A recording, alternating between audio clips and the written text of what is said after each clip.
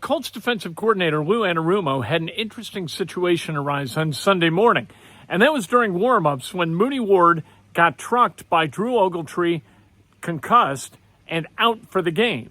And so Anarumo finds out that one of his best defensive players is gone. How's he respond to that? And how important is Mooney Ward to that defense?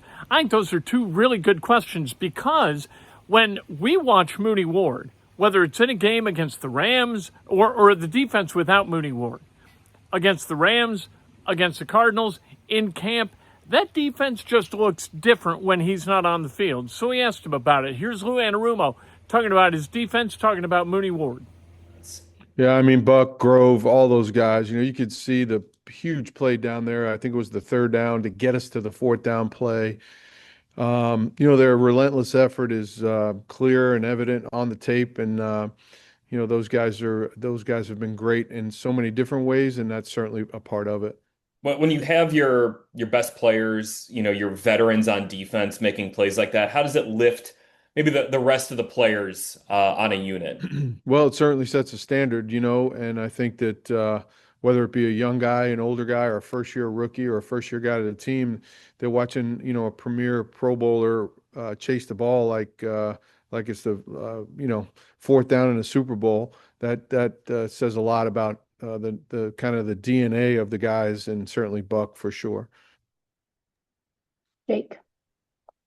Hey Lou. So obviously you guys got dealt kind of a curveball with Mooney going down before the game, but how many different things do you think Arizona kind of threw out there that kind of were molded from that whole thing? Because it felt like in the second half they brought in more guys to protect and they just kind of started Yeah. picking apart, underneath. Did they throw a lot of stuff that you guys had to kind of adjust on the fly? Well, I think, credit to them, obviously, did a good job. And I think that,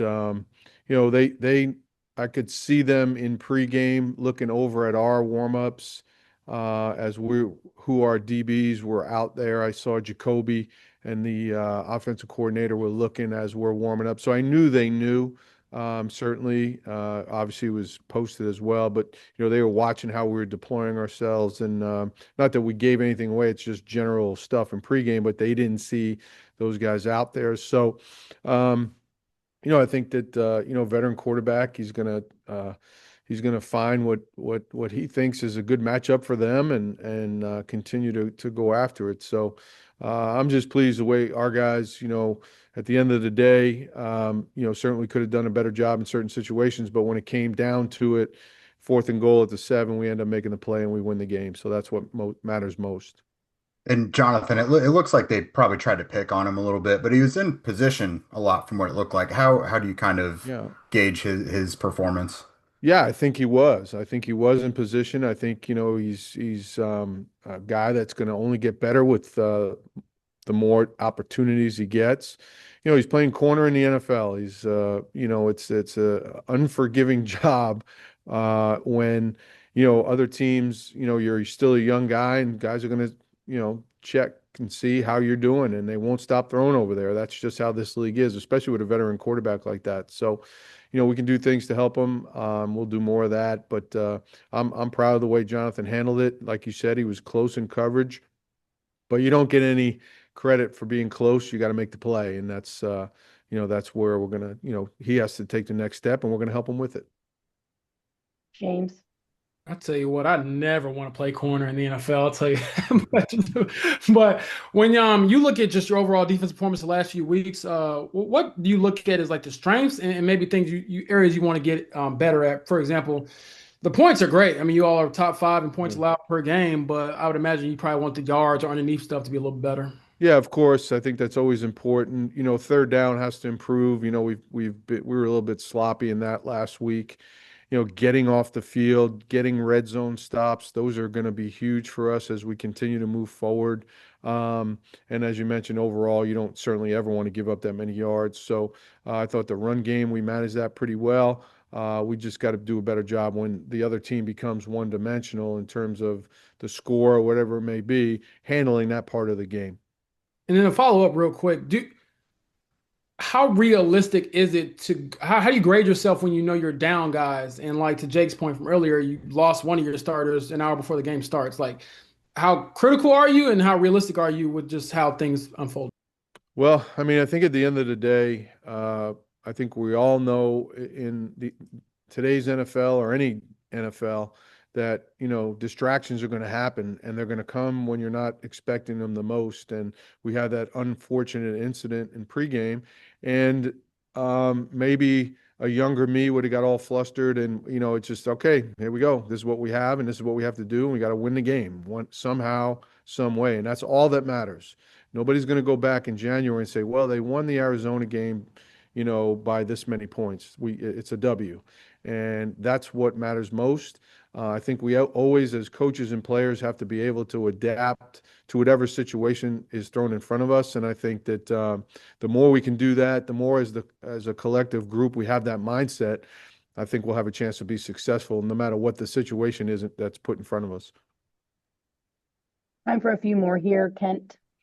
Lou, going back to Mooney Ward for a second, whether it was a game against the Rams or this week's game or camp when he was down, that offense just looked different without him on the field. How many different operations defensively does him being down affect?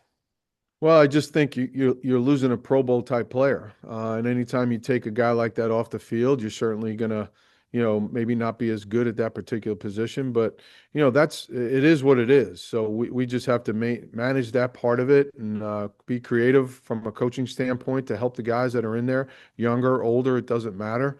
But Mooney's a elite corner in our league, and when you lose players like that, it certainly it bothers you. It bothers the team, but nobody cares.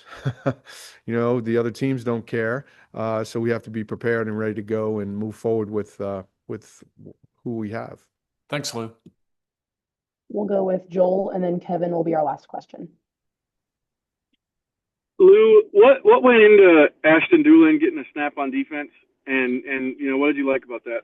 Yeah, I tell you, he's I think, as everybody would agree, if not the best or one of the premier gunners in our league. Certainly does a great job at wide receiver. We had a couple things set up where if Kyler would have played, where we would turn it into a gunner rep where we'd flush Kyler one way, and here comes Ashton around the edge, and all of a sudden it's a punt return for him. So that was our thought process.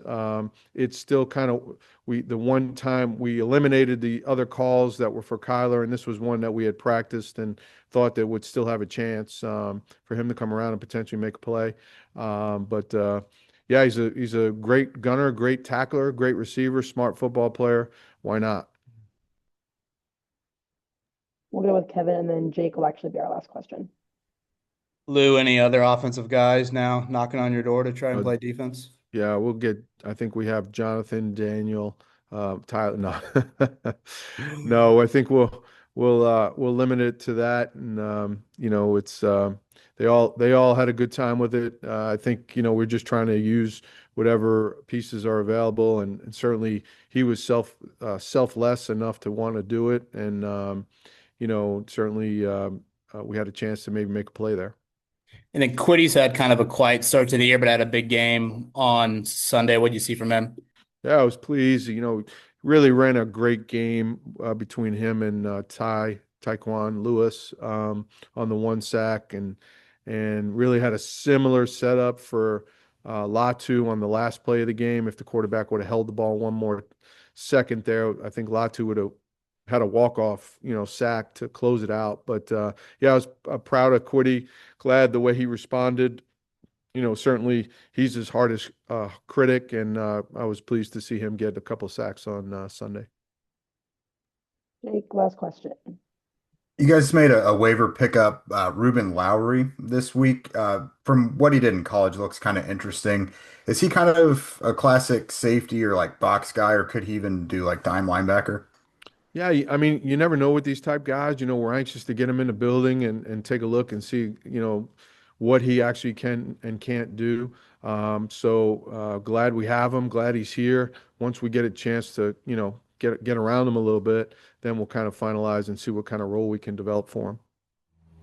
You know what? Lou Anarumo's taken some shots across the bow because that defense didn't get into the quarterback often enough for fans to like it. There's not enough pressure. And sometimes on Sunday against the Cardinals, there wasn't enough pressure. That's absolutely true. But you know what the Colts are? They're 5-1. And I don't argue with winning.